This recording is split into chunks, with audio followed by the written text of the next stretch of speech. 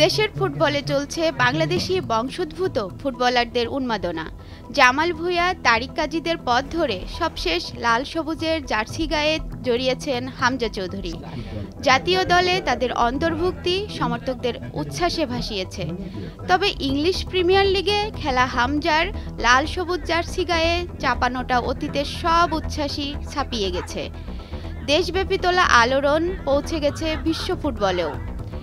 এবার আলোচনায় আরও ৩ বাংলাদেশি বংশোদ্ভূত ফুটবলার।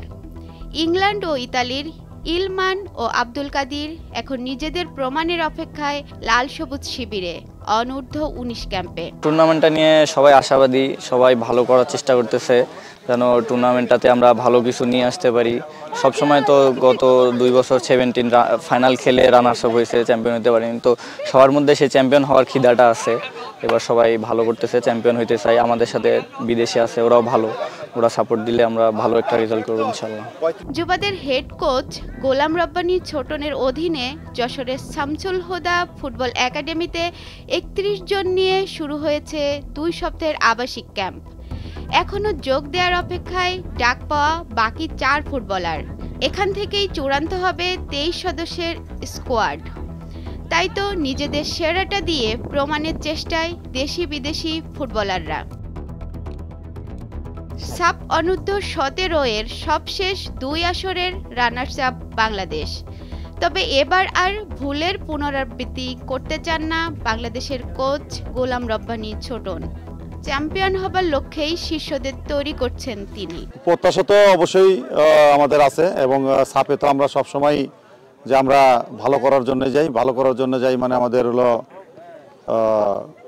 বাংলাদেশ হলো সাপে হলো আপনার যে আমরা ফাইনাল খেলবো বা আমরা চ্যাম্পিয়ন হব, এরকম আমাদের প্রত্যাশাই থাকে। কোচ দেশি ফুটবলারদের পাশাপাশি প্রবাসী ফুটবলারদেরও একমাত্র লক্ষ্য শিরোপা। সেই উচ্চাকাঙ্ক্ষা নিয়েই লাল সবুজের জার্সি গায়ে জড়ানোর অঙ্গীকার আব্দুল কাদেরের। আমি আমার দেশকে রিপ্রেজেন্ট করতে আসছি, সো আমি প্রতিদিন আমার বেস্টটা দিতে চাই। সো সবসময় বেস্টটা ট্রেনিংয়ে হোক, সবসময় আমার বেস্টটা দিয়ে আমি বাংলাদেশের জার্সি জড়াতে চাই আর কি। জি, এটাই আমার আশা। উন্নত সুযোগ সুবিধার পাশাপাশি নিরিবিলি পরিবেশ বাড়তি সুবিধার যোগান দিচ্ছে যুবাদের। এ ক্যাম্পে নিজেদের সবটুকু উজাড় করে দিতে চান ফুটবলাররা, যাতে মূল দলে জায়গা করে নিতে পারেন। আর একাডেমির পরিবেশ ফুটবলের টেকনিক ট্যাকটিক্স নিয়ে কোচ ছোটনও বেশ আশাবাদী। তো আজকে আমি হলো পুরো টিমটা আর কি আমরা 35 জনের যে টিমটা করছি, সেখান থেকে আমি 31 জন আজকে পেয়েছি। তো এখানে আমাদের হলো ভালো দিক হলো যে আমাদের ছেলেরা BCL, BPL আর BKSP আর হলো এলিট একাডেমির প্লেয়ার নিয়ে আমাদের হয়েছে। তো সবাই মোটামুটি প্র্যাকটিসের মধ্যে ছিল, এটা একটা ভালো দিক। তো আশা করি যে একটা ভালো কিছুই করতে পারবে। আগামী 9 থেকে 18 মে পর্যন্ত ভারতের অরুণাচল প্রদেশে বসবে এবারের অনূর্ধ্ব-19 পুরুষ সাব চ্যাম্পিয়নশিপ।